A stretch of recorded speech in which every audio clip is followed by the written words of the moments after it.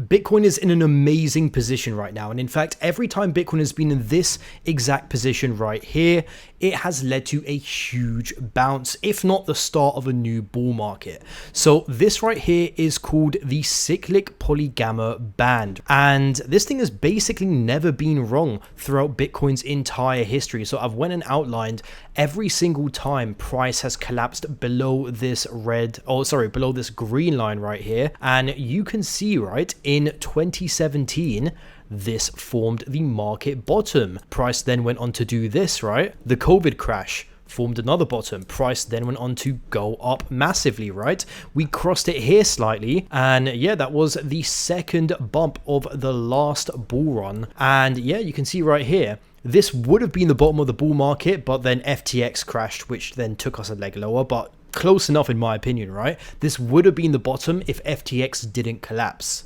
And all throughout this bull market, we haven't seen it touch the green line. We came pretty close to here, and that was a major bottom. You can see Bitcoin took another 2 legs up, but we are once again right at this line. In fact, we went below it. So this is an official touch. And once again, throughout Bitcoin's entire history, I mean, I can keep going back and back, Bitcoin has never touched this line and then continued going down. So this is basically like a once, twice in a cycle indicator that is telling us that Bitcoin bottomed majorly right here, and you should not be bearish. I highly recommend all of you to research the cycle polygamma band, by the way, and put this on your chart.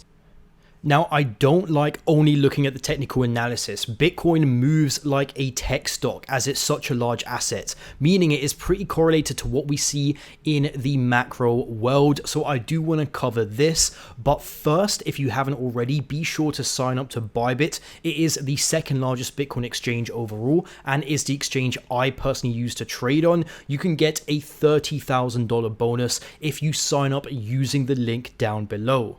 Bybit is basically the most trusted platform out there for putting in your crypto trades. But let's get back to the macro right here. So the Federal Reserve yesterday cut interest rates by 0.25%, which was expected and is a good thing overall for the economy. But what was a lot more interesting was this. The Fed said it will start technical buying of treasury bills and manage market liquidity.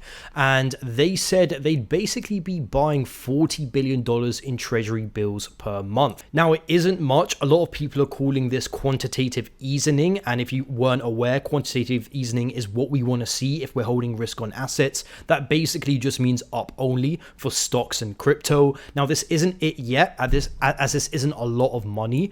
However, this is a good start, and this is a strong sign that the Fed is certainly shifting, and we could get quantitative easing later on. And the stock market is also an incredibly useful indicator when looking at Bitcoin.